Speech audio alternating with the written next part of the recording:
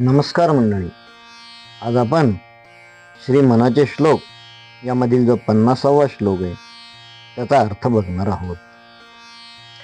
नसे अंतरी कामकारी विकारी, उदासीन जो तापसी ब्रह्मचारी, निवाला मनी लेश नाही तमाजा, जगी धन्य तो दास सर्वोत्तमाचा. जय जय रघुवीर समर्थ. सुरुवातीला आपण यामधले जे शब्द आहेत त्यांचा अर्थ बघूया. अंतरी म्हणजे मनामध्ये, अंतरंगात, अंतरात्म्यात. कामकारी म्हणजे इच्छा, वासना, मदन विकार.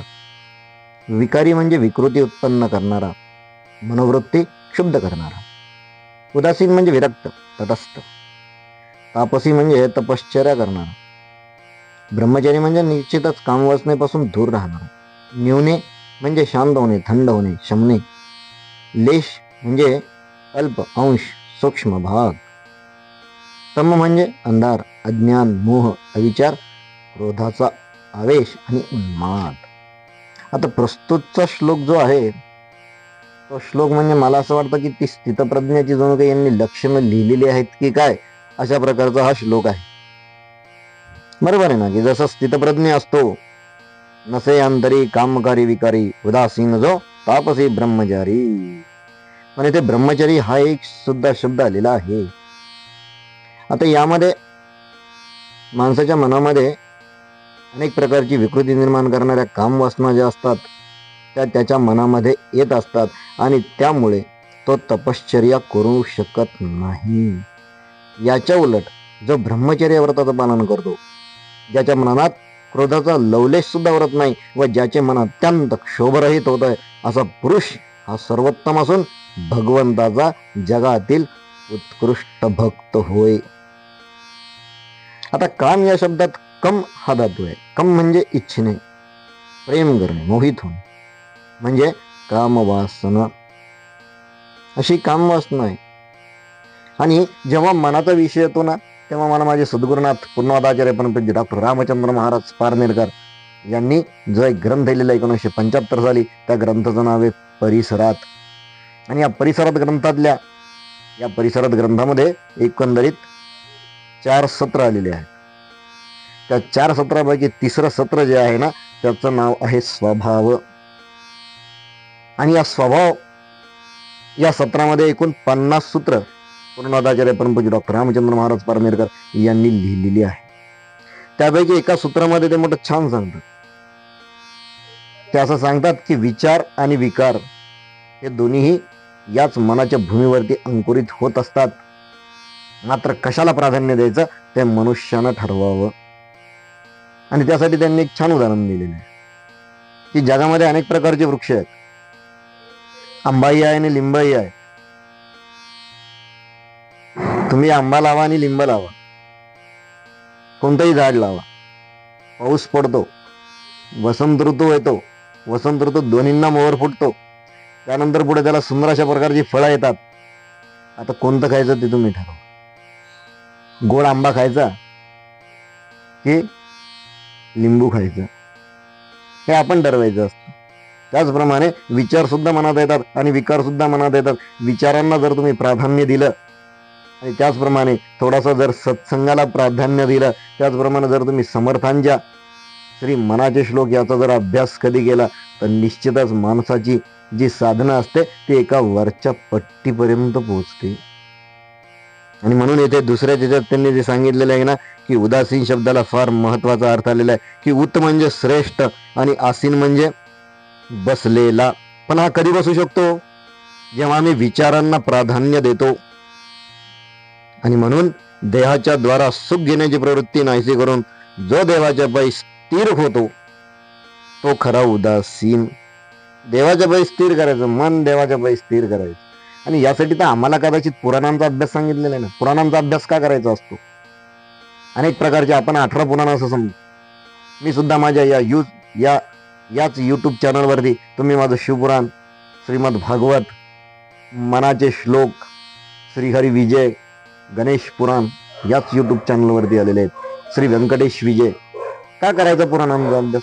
हे पुराणांचा अभ्यास जेव्हा आम्ही करायला लागतो तेव्हा एक निश्चित अशा प्रकारची ध्येय निर्मिती माणूस देवा डोळ्यासमोर ठरवून तो चालत असतो. आणि म्हणून विकारापेक्षा जास्त त्यावेळेस माणूस विचाराला प्राधान्य देतो. पण यामध्ये समर्थांनी सुद्धा आपल्याला तेच सांगितलेलं आहे. आणि तोच खरा जो ध्येय सिद्धीसाठी जरूर जागरूक असून वर्षानुवर्ष साधना करतो, पुढे भगवंताचा भक्त, तो जन्मभर पुढे तपस्वीपणानं तो राहतो. आणि त्यासाठी महत्वाचं काय की काम वासनेवरती आणि खाण्यावरती संपूर्ण ताबा ठेवून ब्रह्मचर्य पाळणं. आता काम वासनेचं मी तुम्हाला एक उदाहरण देतो. काम वासना कशी कोणाला सुटलेली नाही, पण या काम वासनेनं सगळ्यांचा नाश केलेला आहे. इंद्र, त्याचा सुद्धा नाश झालेला आहे. रावण, त्याचा सुद्धा नाश झालेला आहे. वाली, आता या वालीची एक छोटीशी कथा 2 मिनिटात मी आपल्याला सांगतो, कारण मी एक पौराणिक आहे आणि कथा सांगणं माझं कर्तव्य आहे. आणि यामध्ये झालं असं की त्या वालीकडे एक अद्भुत शक्ती होती. त्याला ब्रह्मदेवानं वर दिलेलं होतं की ज्याच्याशी कोणाशी तुझं युद्ध होईल त्याची अर्धी शक्ती तुला येईल, असं त्याला वर दिलेलं होतं. आणि हा वाली जिथे राहत होता, ज्या नगरीमध्ये हा राहत होता, त्या नगरीमध्ये एक दिवस हनुमंतांची स्वारी आली आणि ते एका जंगलामध्ये एका झाडाखाली ते पहुडले. पहुडल्यानंतर तिकडून वाली आलेला होता. दोघांचं संभाषण झालं आणि वालीनं हनुमंताला युद्धासाठी आव्हान दिलं की आपण दोघं जण गदा युद्ध करूया. हनुमंतांनी सांगितलं, अरे म्हणे बाबा तू तुझं काम कर, मी माझं काम कर. नाही म्हणे, तुम्ही माझ्या सोबत युद्ध करा म्हणे. आणि मग ते थोडंसं नेत्र मिटून ते प्रभू श्रीरामाचं स्मरण करायला लागतात आणि तितक्यात तिथे ब्रह्मदेव प्रकट होतात. आणि ब्रह्मदेव त्याला अशी आज्ञा करतात की एक काम कर म्हणे, तू तुझं जे आहे ती फक्त 10% शक्तीच घेऊन जा, बाकीची तू इथंच राहू दे म्हणे. आणि जेव्हा हनुमंत तिथे जातात त्याच्याशी युद्ध करायला, आणि नेमकी हनुमंताच्या अंगातली 10% जी शक्ती असते ही त्याच्यापर्यंत चालल्या जाते. त्याच्या अंगामध्ये ही 10% शक्ती चालल्या जाते. आणि जेव्हा त्याच्या अंगामध्ये ही शक्ती जाते, अक्षरशः त्याच्या नसा नसा फुगतात आणि आपली नसा आता तुटतात की काय असा एक आविर्भावात ते येतो. आणि ज्यावेळेस हनुमंत त्याला सांगतात की तू आता एक गुद्दा मार, तो एक गुद्दा मारतो. हनुमंत फक्त 1 पाऊल मागे येतात. पण जेव्हा हनुमंत त्याला एक बुक्का मारतात ना, तो अक्षरशः उंच आकाशात उडतो. आणि मग तेव्हा तो ब्रह्मदेवाची प्रार्थना करतो की मला आता यातनं तुम्ही बाहेर काढा. आपल्याला माहिती वाली सुद्धा हा किती काम वासनेनं उद्युक्त झालेला व्यक्ती होता, हा राजा होता. पण काय झाले शेवटी, या काम वासनेनंच मनुष्य त्याच्या ध्येयापर्यंत पोचू शकत नाही. आणि या काम वासनेवरती आणि त्याचप्रमाणे खाण्यावरती संपूर्ण ताबा जो ठेवू शकतो तो ब्रह्मचर्य पाळतो. आता एक दुसरं उदाहरण मी आपल्याला देतो. आणि ते उदाहरण मी आता जे वाक्य वापरणार आहे की वैवाहिक जीवनात सुद्धा व्यक्तीला ब्रह्मचर्य पालन करता येतं. नाही, ते आवश्यक आहे करणं. ही समाजाची जी निर्मिती झालेली की एका पुरुषाने फक्त एका स्त्री सोबतच राहावं आणि त्याला जी नियम घालून दिलेले त्या नियमाला नीती असं म्हणतात.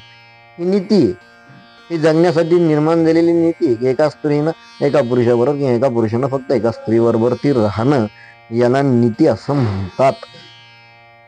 आणि मी जसं आता म्हटलं की विवाहानंतर सुद्धा मला ब्रह्मचर्य पालन करता येतं. आता भगवान श्रीकृष्णाच्या आयुष्यातलं एक उदाहरण देतो.